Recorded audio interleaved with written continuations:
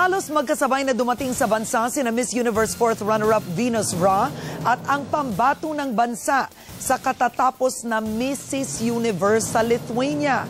Wala namang naging problema sa question and answer portion si Mrs. Universe na nanalo pa ng award na Mrs. Intelligence. Nagpapatrol Pia Gutierrez.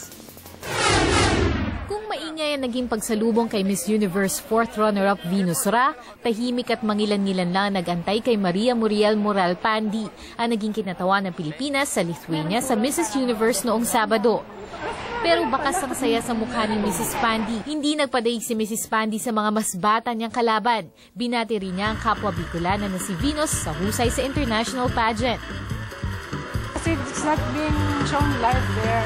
Yung kapatid ko lang silang text sa akin, uy, nakapasok si Venus sa ano. Uy, salamat naman, meron tayong ano. Tapos pagsabi niya, uy, 4th runner, ay, salamat. Sabi ko, salamat naman sila. National costume. Hindi na raw bago sa mga beauty pageant si Pandi. 1988 nang manalo siya bilang binibining Pilipinas Maha sa edad na 23.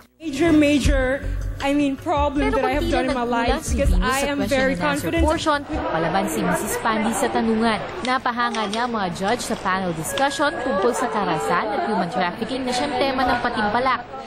Kaya nasungkit niya ang special award ng Mrs. Intelligence.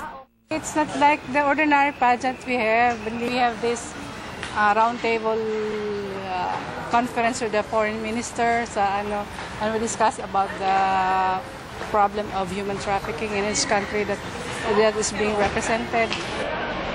Tulad ni Venus, inaasahan ng mainit na pagsalubong kay Pandi sa pag-uwi niya sa Bicol. Pia Gutierrez, Patrol ng Pilipino.